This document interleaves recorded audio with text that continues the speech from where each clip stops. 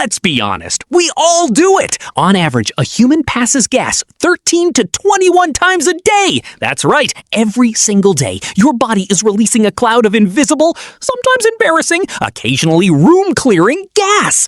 But have you ever stopped to ask, why? Where does it actually come from? And why do some farts smell like rotten eggs while others are basically silent ninjas? Today, we're cracking open the human blueprint to finally understand the science of the fart. A fart, or if you want to be fancy, flatulence, is just intestinal gas that escapes through the back door.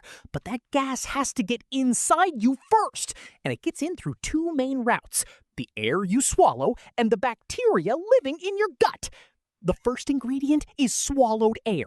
Every time you eat, drink, chew gum, or even talk while eating, you gulp down small amounts of nitrogen and oxygen. If that air doesn't come back up as a burp, it travels all the way through your digestive system and contributes to the volume of a fart. But the real factory of gas production is your colon. Your large intestine is home to trillions of bacteria, your gut microbiome. Their job is to break down food that your stomach and small intestine couldn't fully digest. Things like complex carbohydrates, fibers, and certain sugars. When these bacteria feast on undigested food, they ferment it. And just like the yeast in bread or the microbes in beer, they produce gas as a byproduct. The main gases they create are hydrogen, carbon dioxide, and the star of the show, methane. And for some people, hydrogen sulfide, which brings us to the big question.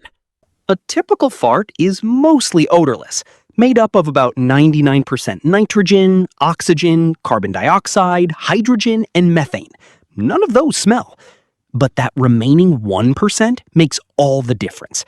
It contains volatile sulfur compounds, most famously hydrogen sulfide, the same gas that gives rotten eggs their lovely aroma. Other players include methyl and dimethyl sulfide. So why do some of your farts smell absolutely apocalyptic, while others go completely unnoticed? It almost always comes down to what you ate.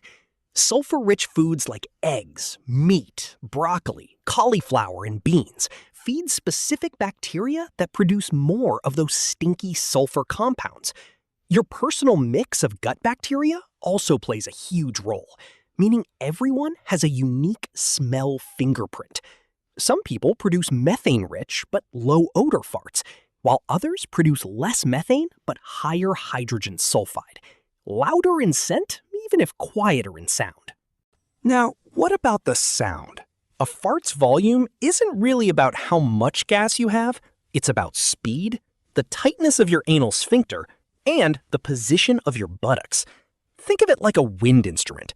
A small, tight opening forces gas out at high velocity, creating vibrations and noise.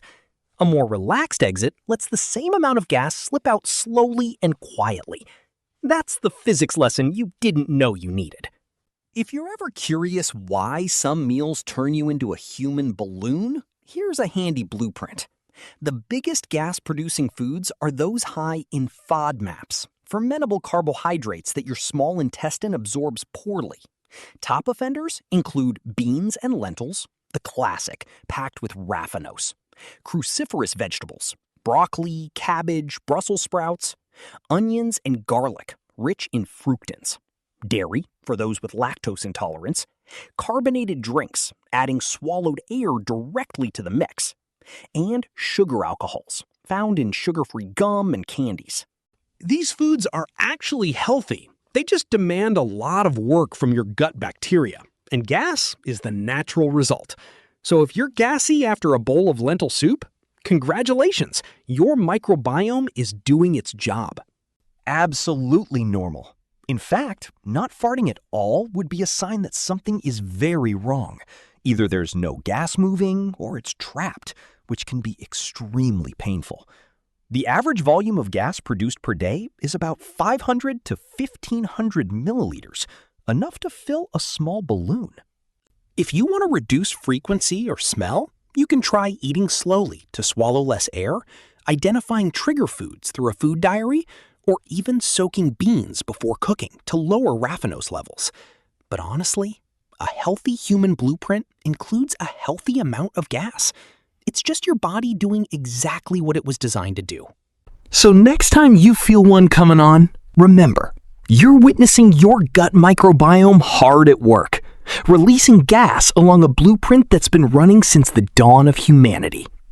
If this video helped you understand your body a little better, hit that like button and subscribe for more human blueprint breakdowns. And tell me in the comments, which food from the list is your body's biggest gas trigger?